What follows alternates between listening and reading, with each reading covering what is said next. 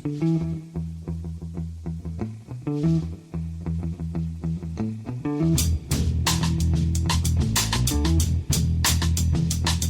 and welcome to The Price of Football, the show that looks at the money behind the beautiful game with me, Kevin Day, and Liverpool University's Kieran Maguire.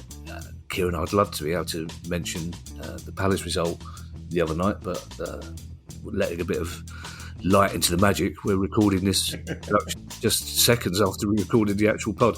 This is another of our extra interview pods brought to you on a Friday morning. West Brom are a team that we've talked about a little bit too much recently, Kieran, and just like tipping point, the 2p piece or whatever they call it has cascaded down a couple of shelves, and everyone's slightly worried that there might be a big fall coming up. We hope not, and one person trying to make sure that doesn't happen is Alistair Jones, who's the founder of West Brom fan group Action for Albion.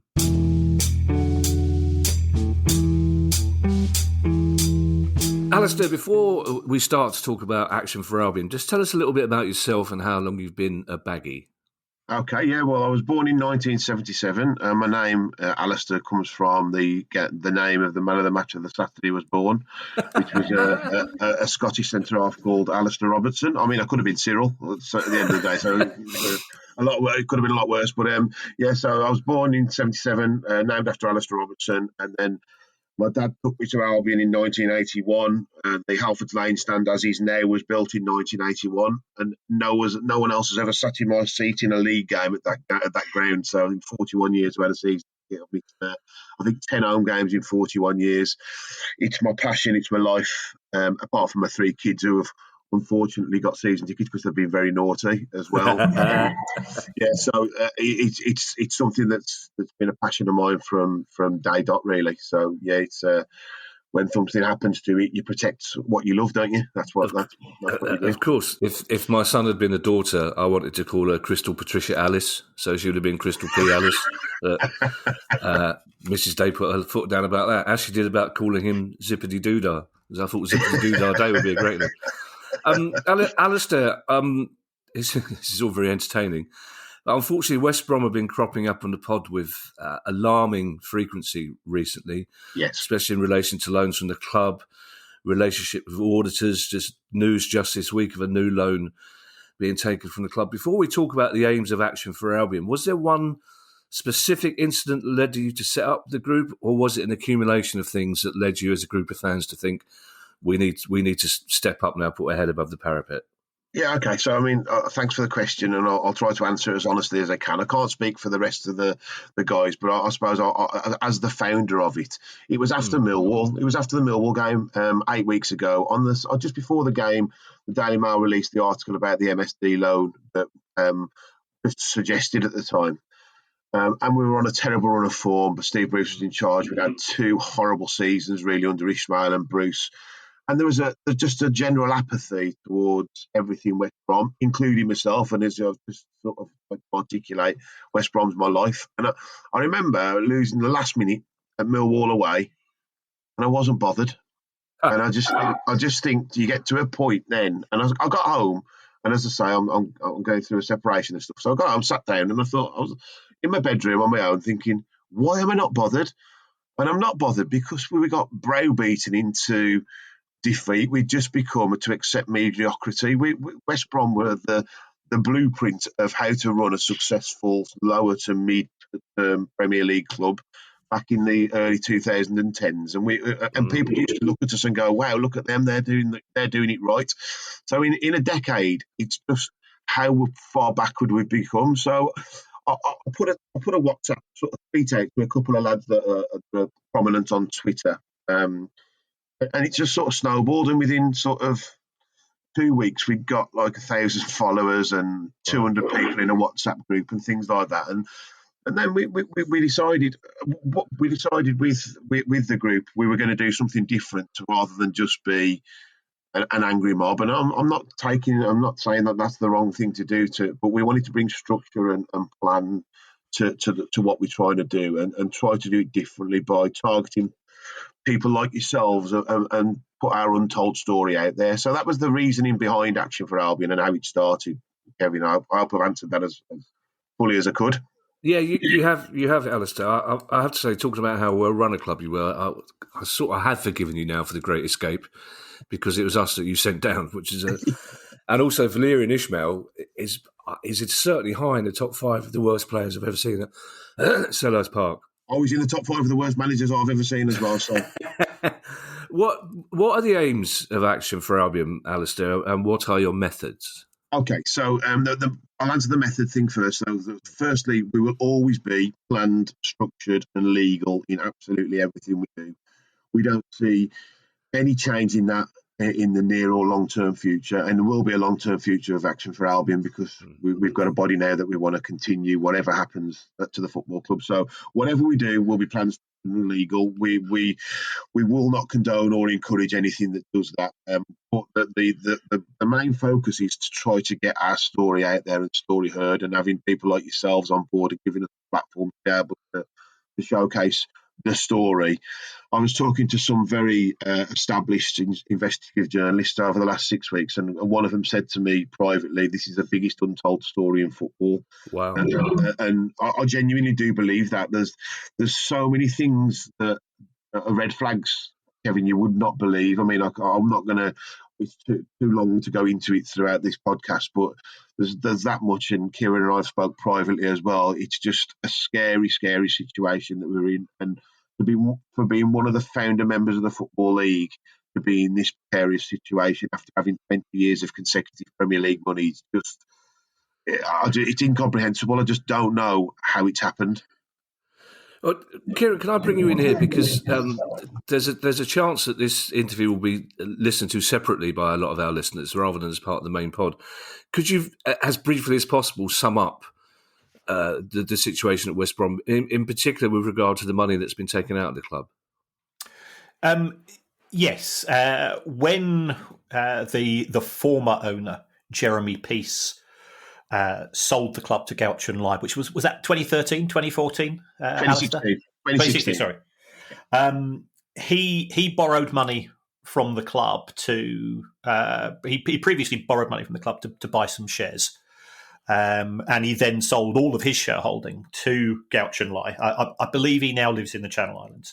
Yes. What he did is perfectly legal. But he sold effectively 88% of the shares to Gaucho Live. He borrowed money effectively from the club to buy shares, which he then sold. I presume he sold those at a profit. That loan does not appear to have been repaid by Jeremy Peace. So that's outstanding for 6 years. Then we had Gaucho Live himself borrow money via one of his companies, and he borrowed just under £5 million. That was supposed to have been repaid mid to late 2022. Then there came a notice that he wasn't in a position to repay it, and it was to be repaid by the 31st of December 2022. And there was also talk about West Bromwich Albion paying him a dividend of £5 million, which would allow him to repay the loan of £5 million. We're not quite sure what's happened in respect to that dividend, but we do know because the club put out I think it's a brief and very ambivalent statement on New Year's Eve to say the money due from Gaucho Live has not been repaid, and it will be repaid in, and I quote, early 2022. Now, the word early is... Yep. Sorry, can I just add a couple of things? Just to Kieran, that was a really good summary, but it was actually March 21 was the first time he was supposed to have paid the money back.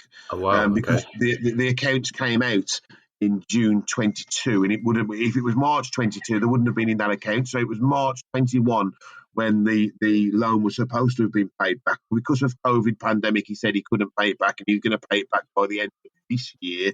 And as I say, he hasn't paid it back as yet. So I just wanted to just clarify that point. It was March 21, not March 22. Sorry, Kieran. That's right, Kieran. That repayment was supposed to include interest as well, I believe. Is that right? Yeah, I think it's £50,000 worth of interest on a almost £5 million loan, which whoever's negotiated those borrowing terms has done a fantastic job. Very much so.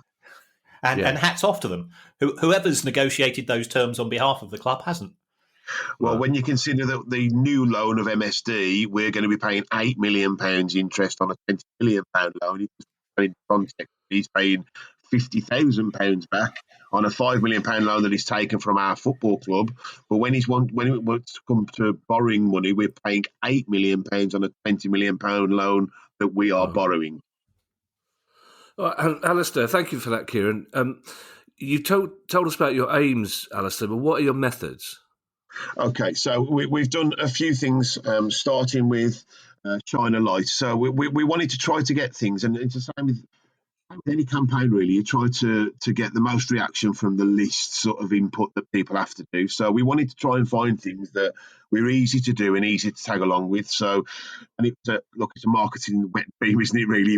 Shine a Light on WBA, where we've we decided to put a protest at minute 12, which obviously that highlights the £12 million that have been factually stated in our accounts that Guacho and the controlling shareholder owes West Bromwich Albion. So we figured it around 12 minutes, and all our protests are around 12 minutes to signify 12 million. So we've done a few things. We've done Shine a Light, and that continues to be very popular. I think there was the one against Reading was fantastic. Obviously, we're doing it into the second half when it's lighter because it has more effect in the evening.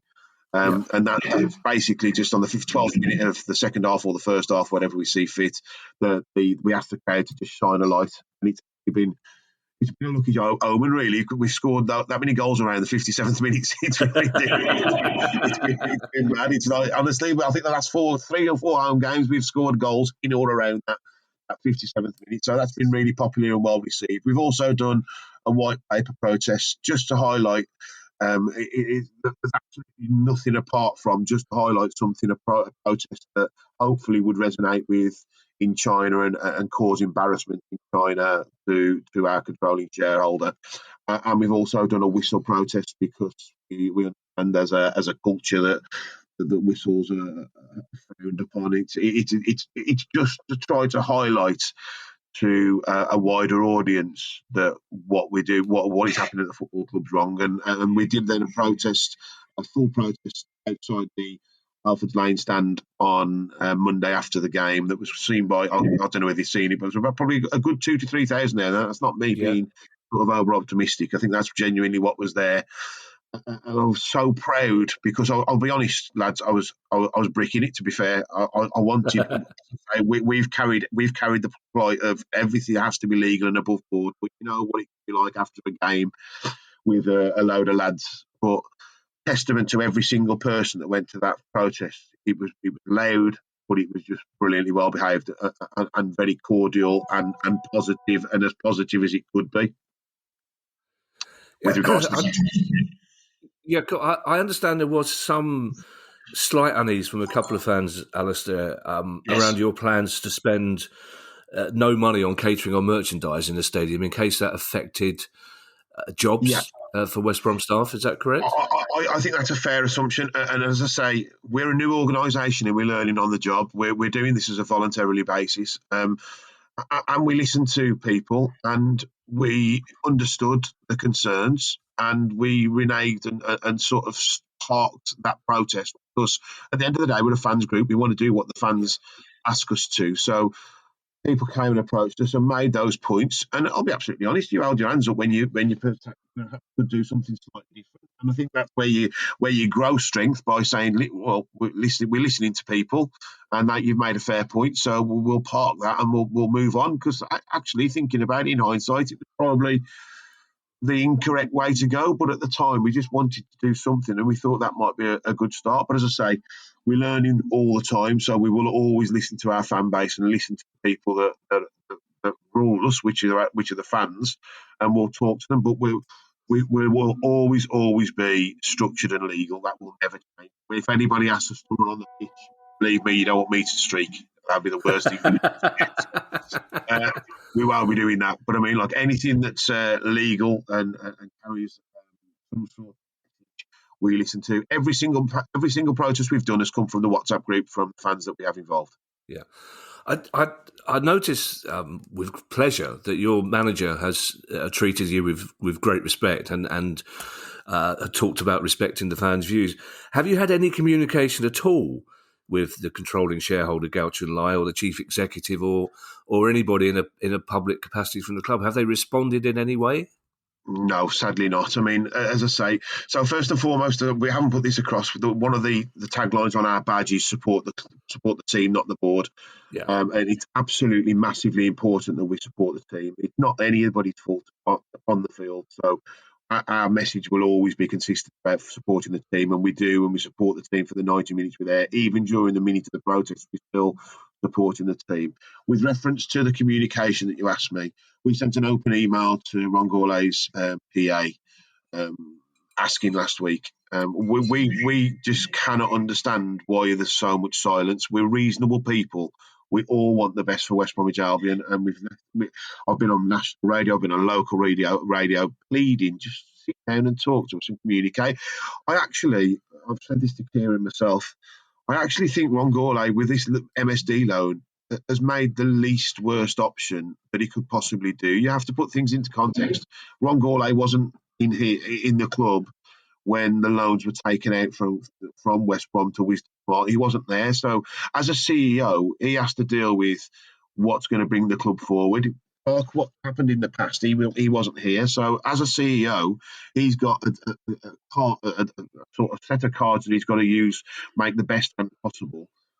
And personally, maybe not from Action for Albion, I think he's probably made the least worst option by taking the loan out. Once, at the end of the day, when we were discussing this loan, we were bottom of the league, so the likelihood of us going in a different league would have been the other way, not in the Premier League. He wasn't to foresee we were going to win 8 from 9 in his wildest dreams. I'd guess that when he made the manager change, he wouldn't have thought that. So he has to work on what's the worst case scenario for the football club, and that would have been possibly League One. So I can sort of understand where he's coming from with regards to making the choice that he made with regards to the MSD loan. What we need to understand and what we can't understand is the communication that he is sadly lacking. If he'd have come out and told us why, and this is the reasons why, I think there would have been a lot less anger at the fan base, but it's just the burying head in the sands, Kevin, you know what I mean? It's just, they will not talk to us, and it's just like sort of, it's ran like a communist state. It really is. They just do not want to listen to anything we've said, no matter how polite we've been. And that's a sad state of affairs with the customers at the end of the day of the football club. It's just incredible that they just won't talk to us. I get that Ron Gourlay's been led up the garden path as well. I do. Please talk to us. That's all we're asking.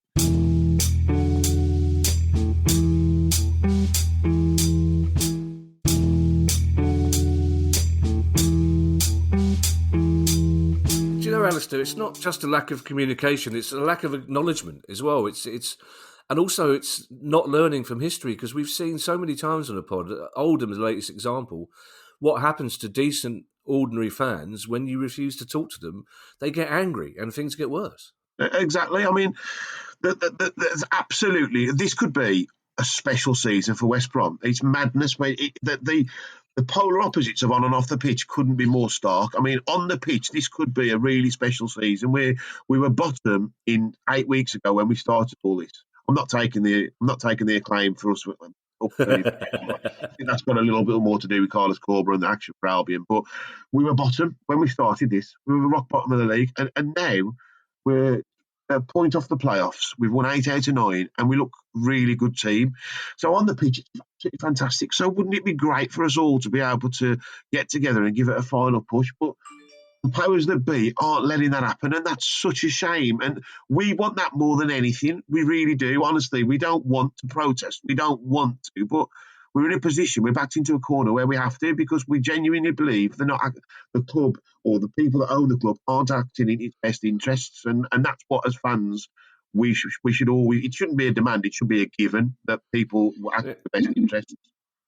Well, this is going to sound like an odd question in that context, Alistair, but does it make things better or worse for you that the team are actually playing so well at the moment? Does it mean that fans are more galvanised, or do you think you'd be more effective if you were still at the bottom of the table? I think at the end of the day, every West Bromwich Albion fan goes to a game wanting West Brom to win the game. Of course. So I will never, ever, ever say that winning on the pitch is a bad thing. It's not. It's a fantastic thing. It's actually given us more credibility, I believe, personally, because we're gaining momentum. We've now got 5,000 followers. When I'm saying about 1,000, we've now got 5,000 followers on social media, and that's grown because probably, and I'm going to blow our own trumpet here, the way that we've conducted ourselves, but also of the revelations week after week. There just seems to be consistently bad news. So to grow the way we have in a positive on the pitch experience shows that our message is getting across to what I'll call the silent majority, the 17,000 season ticket holders. That we really need to jump on board and say, look, if you really want to have a season in the next 2 or 3 years, we need to act now. Yeah, looking ahead, Alistair, there is a fear. I wonder if you share this, because Gaucho Lai said all along that he would repay this 4.95 million plus interest on the 1st of January, so it'd be available for transfers. The parachute money runs out at the end of this season. Is there a fear that this lack of communication actually hides a real worry about the financial situation that the club will find itself in come the summer? Unless, of course, you're promoted, in which case all bets are off. Yeah, well, possibly. I actually think the short term, the MSD loan has protected the structure for the next 12 months. But again, it's a bit like going into a casino and putting your house keys on black. Really, I mean, it does seem that stark to me. I mean, we are actually toying with the institution of West Bromwich Albion's future. I think doing what we've done, as I say, I thought. Whatever position we were in and how we got there, I think Gourlay made probably the least worst option, as I've said. The questions need to be asked. I'm dreading the accounts coming out this time. Bear in mind, we're always 18 months behind. So the accounts last time were like a car crash, and that was in the Premier League. So God only knows what it's going to be. I will say, we're due the end of March. I'd be, Kieran, I'm sure you'll agree, I'd be absolutely staggered if they come in the end of March. I would have thought there'll be another delay because there'll be yet another auditor. So we've had 6 different auditors in 6 times, because in the last one, PricewaterhouseCoopers said they will never deal with us ever again. Yeah. So there's lots and lots of red flags. I mean, we need to point out this £20 million loan hasn't gone to West Bromwich Albion Football Club. It's gone to West Bromwich Albion Holdings. And excuse me for being a little bit nervous of not trusting what Online and our controlling shareholder says when he's on about paying money into our account, because it seems to never appear when it says it's going to appear. So, look, I'm not saying it's not going to happen. I'm sure it will, but there is still a nervousness that it actually isn't in West Brom's bank account yet. The charge is on the football club, but it's not in West Brom's bank account. It's not the money as yet. So, I mean, there is genuine concern about that as well, to be honest. I mean, I've had a few people raise that with me already, but that is just assuming that it comes into West Brom, which I'm sure it will, but it hasn't as yet.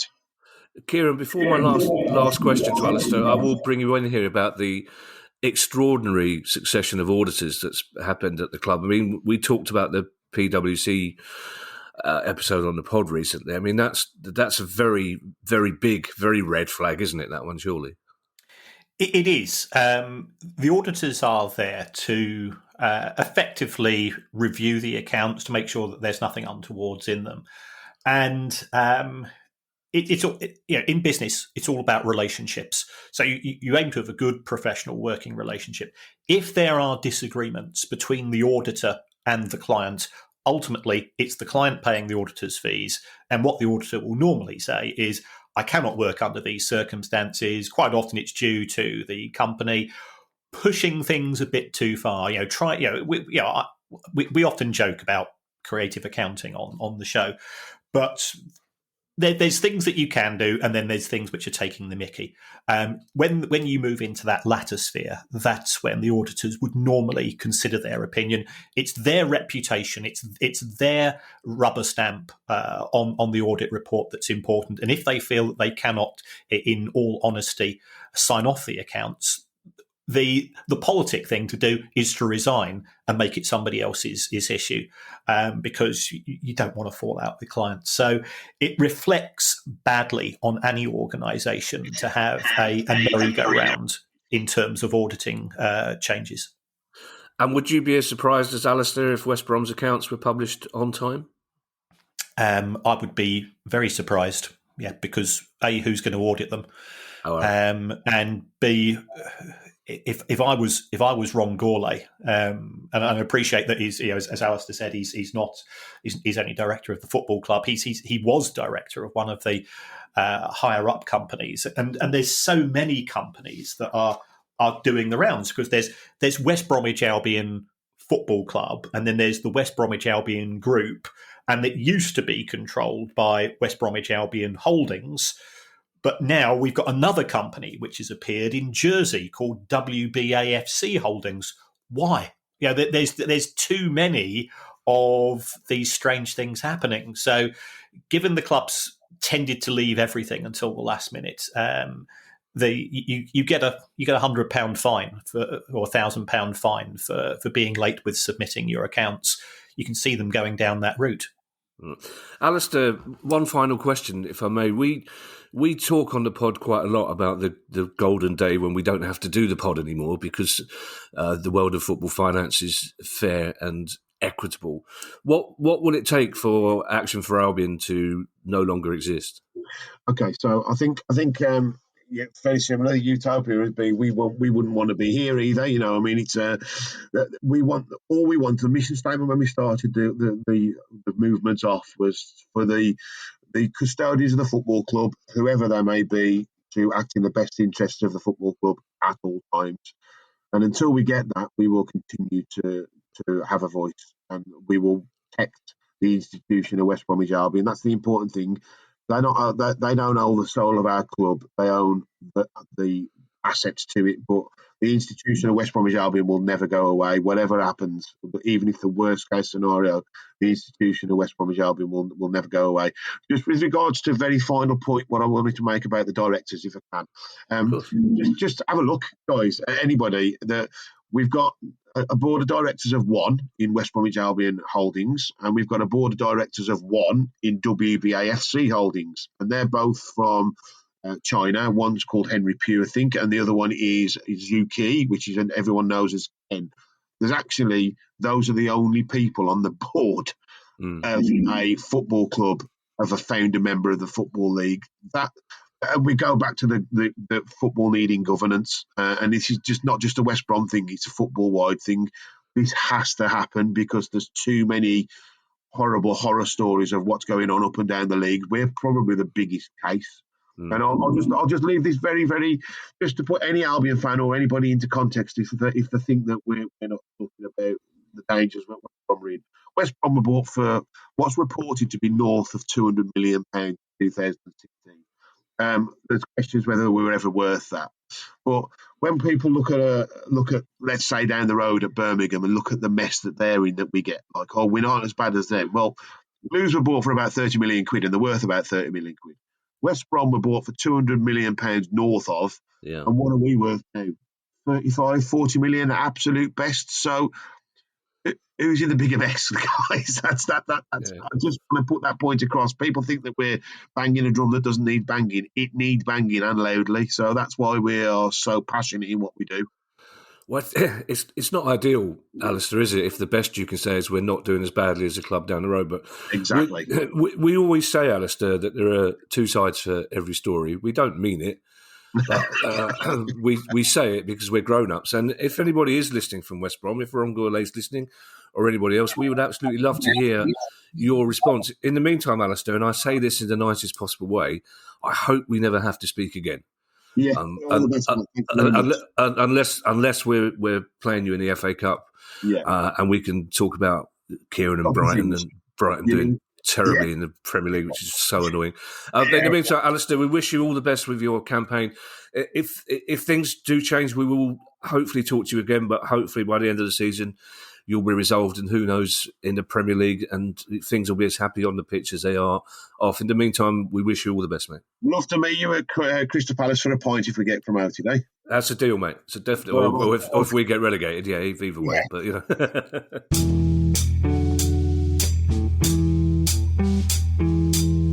I mean, Kieran, it seems strange. We're talking about a club that, as Alistair said many times, was almost a byword for how to keep a medium-sized club in the Premier League and keep it financially safe. And now, the thing that worries me most, Kieran, is, as you mentioned, there's now several different companies with the word West Brom in them. You're absolutely right, and fair play to Alistair for highlighting this, and also dealing with it in the right way. Being organised, non-violent, direct action, focusing on the owner, not letting the worries about the fan base have impact upon the way that they're supporting the club, and anything which can continue to highlight the lack of governance and the lack of transparency that we're getting at West Brom at present has got to be applauded, and hats off to him. Yeah, literally shining a light and blowing the whistle on shenanigans is the only word we could use, Kieran. Thank you to everyone who's donated to Pod via our Patreon page. If you'd like to make a small monthly contribution as well, that would be very kind of you. And you can do that by going to patreon.com/priceoffootball. If you have a question you'd like answered on the show, email us at questions@priceoffootball.com, and we shall be back on Monday with our usual questions pod. Bye-bye. Bye. The Price of Football.